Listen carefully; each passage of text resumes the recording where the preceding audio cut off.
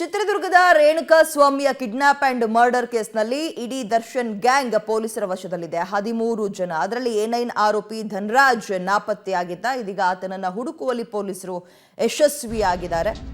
ದರ್ಶನ್ ಗ್ಯಾಂಗ್ನ ಮತ್ತೊಬ್ಬ ಆರೋಪಿಯನ್ನ ಅರೆಸ್ಟ್ ಮಾಡಿದ್ದಾರೆ.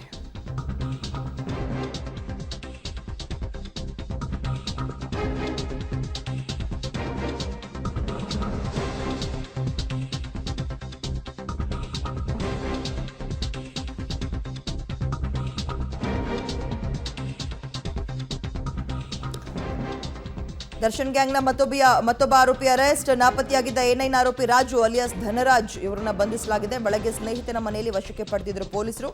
ರೇಣುಕಾ ಸ್ವಾಮಿಗೆ ಕರೆಂಟ್ ಶಾಕ್ ಕೊಟ್ಟಿದ್ದ ಆರೋಪಿ ಈತ.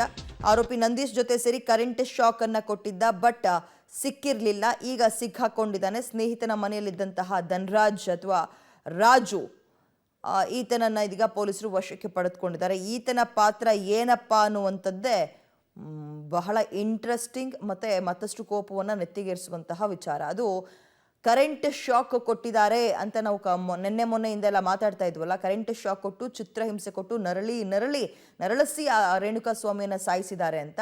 ಅದರಲ್ಲಿ ಆ ಕರೆಂಟ್ ಶಾಕ್ನ ಪ್ಲ್ಯಾನ್ ಮತ್ತು ಕರೆಂಟ್ ಶಾಕ್ ಕೊಟ್ಟಿದ್ದು ಈ ಪಾಪಿಯೇ, ಧನರಾಜ್ ಅಂತ, ರಾಜು ಅಲಿಯಾಸ್ ಧನರಾಜ್ ಅಂತ. A9 ಆರೋಪಿ ಸಿಕ್ಕಿರಲಿಲ್ಲ, ಈಗ ಸಿಕ್ಕಾಕೊಂಡಿದ್ದಾನೆ.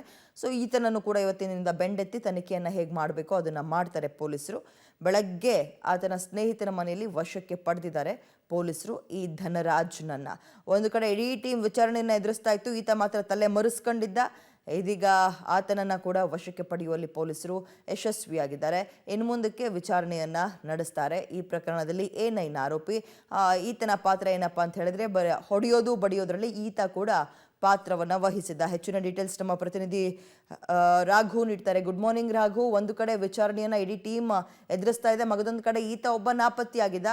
ಸೊ ಹೇಗೆ ಲಾಕ್ ಆದ, ಪೊಲೀಸರಿಗೆ ಮಾಹಿತಿ ಹೇಗೆ ಸಿಕ್ತು, ಡೀಟೇಲ್ಸ್ ಕೊಡೋದಾದ್ರೆ? ವಿಜಯ, ಘಟನೆಯ ಸಂಬಂಧ 9ನೇ ಆರೋಪಿ ತಲೆಮರೆಸಿಕೊಂಡಿದ್ದ. ಸದ್ಯ ಅವತ್ತನ್ನ A9 ಆರೋಪಿಯನ್ನ ನಿನ್ನೆ ಬೆಳಿಗ್ಗೆ ಪೊಲೀಸರು ವಶಕ್ಕೆ ಪಡೆಯುವಂತ ಕೆಲಸಗಳಾಗಿದೆ. ಬೆಂಗಳೂರಿನ ಸ್ನೇಹಿತನ ಮನೆಯಲ್ಲಿ ತಲೆಮರೆಸಿಕೊಂಡಿದ್ದಂತವನ್ನ ಬಲೆ ಬೀಸಲಾಗಿತ್ತು. ಆತ ಎಲ್ಲಿದ್ದಾನೆ, ಹೇಗೆ ಅನ್ನುವಂತ ವಿಚಾರವನ್ನ ಈಗಾಗಲೇ ಸಂಬಂಧಪಟ್ಟಂತ ಅಲ್ಲಿರುವಂತ ಆರೋಪಿಗಳನ್ನ ಕೇಳಿ ಕೂಡ ವಿಚಾರಣೆಯನ್ನ ಮಾಡಿ ಆತನನ್ನು ಹುಡುಕುವಂತ ಕೆಲಸವನ್ನ ಮಾಡಿದ್ರು.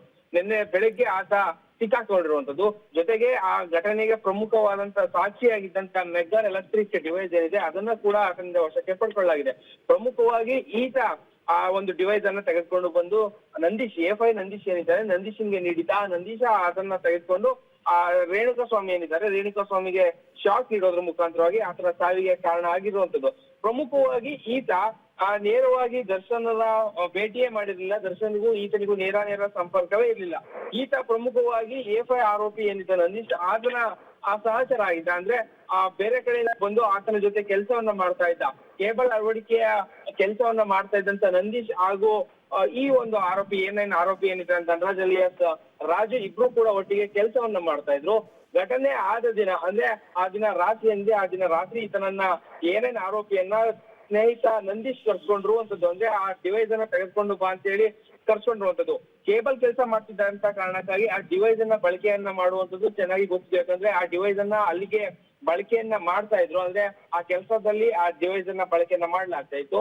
ಆ ದಿನ ರಾತ್ರಿ A5 ಆರೋಪಿ ಏನಿದ್ದಾರೆ ನಂದೀಶ, ಆತ ತನ್ನ ಸ್ನೇಹಿತ A9 ಆರೋಪಿ ಧನರಾಜ್ಗೆ ಕರೆಯನ್ನ ಮಾಡಿ ಆ ಡಿವೈಸ್ ಅನ್ನ ತೆಗೆದುಕೊಂಡು ಬರೋಕೆ ಹೇಳಿದ್ದಾನೆ.